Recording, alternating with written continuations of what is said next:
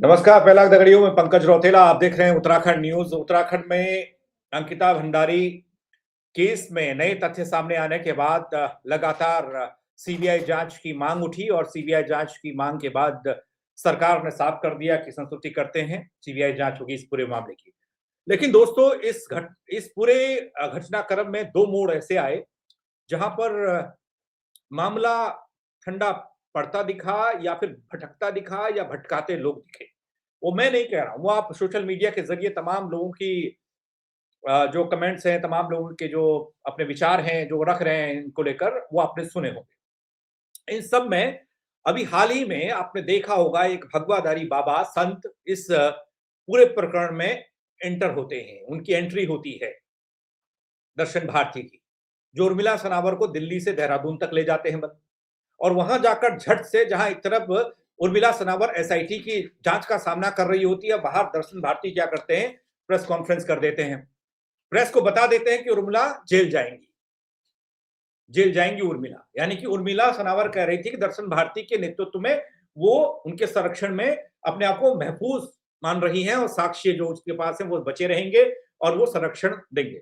लेकिन दर्शन भारती ने कन्नी काट ली। दर्शन भारती वो शख्स हैं दगड़ियों जिन्होंने कभी भी अंकिता भंडारी केस में एक बयान तक नहीं दिया, चूं तक नहीं कही, इंसाफ की मांग तो छोड़ दीजिए। अब दूसरे शख्स की एंट्री होती है आज, तब होती है जब सीबीआई जांच की संस्तुति हो जाती है और उसके बाद एक और शख्स की एंट्री होती है। वो वयोवृद्ध हैं, वो पद्मश्री हैं, वो पर्यावरणविद हैं और वो भगवा नहीं धारण करते, वो साफा बांधते हैं सर पे। साफाधारी बाबा की एंट्री के बाद एक बार फिर से सवालों का बाजार वो हो गया कि भाई ये वाइल्ड कार्ड एंट्री कहां से हो रही है और क्यों हो रही है। भगवाधारी बाबा के बाद साफाधारी जोशी जी की वाइल्ड कार्ड एंट्री इस पूरे मामले पर हो गई। जब इस मामले पर एंट्री हुई तो फिर सवाल भी उठने लगे।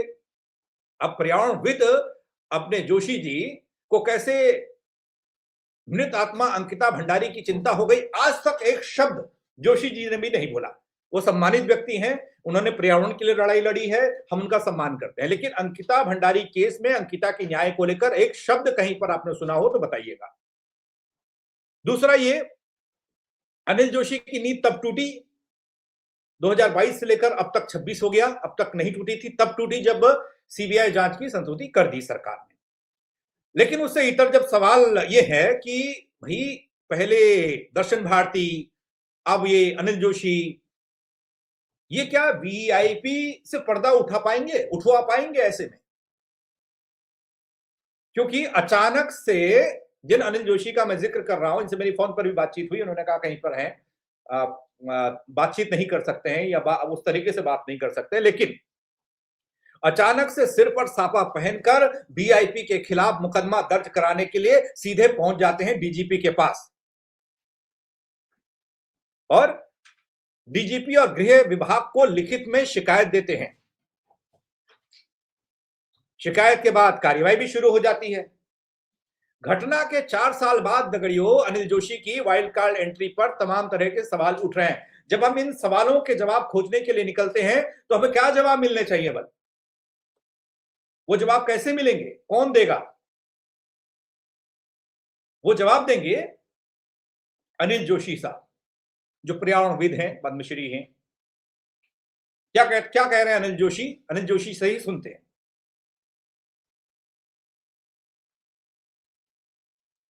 समय से उत्तराखंड विचलित है, लोग सड़कों में रहे और पूरा राज्य कहीं अंकिता के प्रति, न्याय के प्रति चिंतित था। मुझे भी अपना दायित्व और एक सीनियर सिटीजन होने के नाते भी और घर गांव के मुद्दे से जुड़े होने की भी भागीदारी के कारण अपना दायित्व तो कहीं लगता था कि हम इस रूप में किस भागीदारी कर सकते हैं।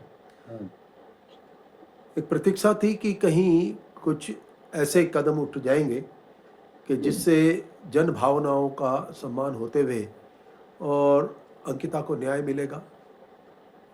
उसी कड़ी में मैंने भी अपने स्तर पर अपने साथियों से बातचीत के बाद ये तय किया कि मैं उस तरह से सड़कों का हिस्सा तो नहीं बन पाऊंगा लेकिन सबकी भावनाओं का और उन सड़क पे उतरे हुए लोगों की भी जन भावनाओं का ध्यान में रखते हुए मैंने राज्य के डीजीपी से 9 तारीख को भेंट की, बातचीत की और उनसे प्रार्थना की कि जिस तरह की परिस्थितियां राज्य में हैं, लोग कहीं अंकिता के प्रति न्याय के प्रतीक्षा में हैं। इसी कड़ी में मैं आपसे प्रार्थना करता हूं कि मैं एक कंप्लेन लॉन्च करना चाहता हूं, एफआईआर करना चाहता हूं उस तथाकथित अज्ञात वीआईपी के विरुद्ध में, और इसकी एक निष्पक्ष जांच की आवश्यकता है ताकि ये स्पष्ट हो कि जो सोशल साइट्स में और ये तमाम तरह के विवाद खड़े हैं, लोगों की बातचीत जिस तरह से सोशल साइट्स में और अन्य लोग जो कि इसमें कहीं चिंता जता रहे हैं, उनके संदर्भ में मैं इस एफआईआर को चाहता हूं कि ये लॉन्च हो। इसके बाद डीजीपी साहब ने मुझसे कहा कि हम आपकी भावना को समझते हैं और जन भावनाओं का भी आदर करते हैं, इसलिए मैं आपकी ये प्रार्थना पत्र, आपकी कंप्लेन, मैं इसे स्वीकारता हूं और मैं देखता हूं कि कैसे ये सब कुछ संभव हो, क्योंकि मैं इस संदर्भ में मुख्यमंत्री से भी 2 बार मैंने इस बारे में बातचीत की थी, तो क्योंकि यही भावना थी। जी। और तब एक कड़ी में ये भी मेरे मन में आया, मेरे साथियों के सुझाव में, एक लंबे समय से तो लंबे समय से उनके मन में कई तरह के विचार चल रहे थे, लंबे समय से उनको लग रहा था कि बोलना चाहिए, माँग उठानी चाहिए, लेकिन आज तक कभी नहीं बोला जो चीज़ें आपने। आपको पूरा प्रदेश मानता है, आपको आपके संघर्ष को सलाम करता है, लेकिन लोग क्यों आज ये सवाल पूछ रहे हैं कि पद्मश्री जोशी जी आज तक चुप थे, आज अचानक से उनकी संवेदनाएँ जाग गई पहाड़ के लिए और उन बच्चियों के लिए, उस बच्ची के लिए जिसकी जान चली गई। दोस्तों एफआईआर कराने के लिए पहुंचे और एफआईआर हो भी गई है।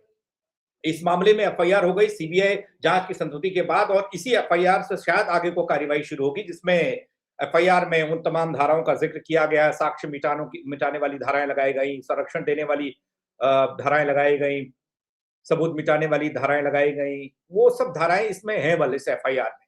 जब ये एफआईआर हो रही थी, जब पहुंचे थे डीजीपी के साहब, तो उसके बाद क्या हुआ, क्या एक्शन हुआ, वो देखना बेहद जरूरी है। वो आपको दिखा है ये इसमें संबंधित जो एक मुकदमा जो पंजीकृत हुआ है वसंत विहार थाने में जनपद देहरादून में, एफआईआर संख्या 6/2026 धारा 368 249/45 बीएनएस। इसको शिकायतकर्ता डॉक्टर अनिल प्रकाश जोशी जी ने इसमें शिकायत की है, जो मशहूर प्रणविद हैं और पद्म भूषण से भी सम्मानित हैं। वादी द्वारा पंजीकृत कराए गए अभियोग में आरोपों की प्रवृत्ति और उनकी प्रकृति को देखते हुए हमारे माननीय मुख्यमंत्री जी ने इस मुकदमे को सीबीआई से जांच कराने के लिए हमें आदेशित किया है। इसी संदर्भ में रेंज द्वारा जो सारा प्रकरण जो है वो पीएचक्यू को भेज दिया गया है और शासन स्तर से ये केंद्रीय जांच एजेंसी को ये भेजा जाएगा।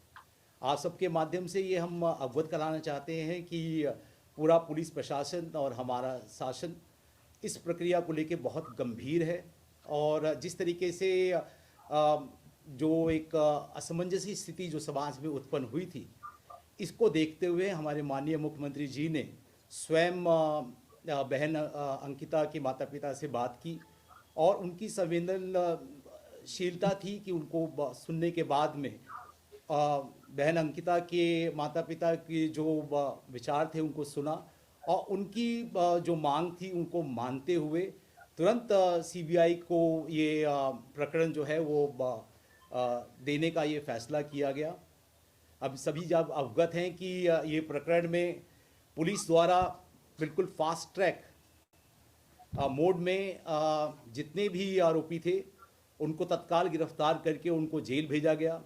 मामले का जैसे ही संज्ञान आया, हमारे माननीय मुख्यमंत्री जी ने इसका संज्ञान लेते हुए एक वरिष्ठ महिला आईपीएस अधिकारी के नेतृत्व में एक एसआईटी का गठन किया। एसआईटी ने पूरी गहनता से इसकी जांच की और जितने भी ये जो तीनों अभियुक्त थे उनको तुरंत उनके खिलाफ में ठोस सबूत इकट्ठे किए। उन सबूतों के साक्ष्यों के आधार पर माननीय न्यायालय ने इन सारे अभियुक्तों को आजीवन कारावास की सजा दी।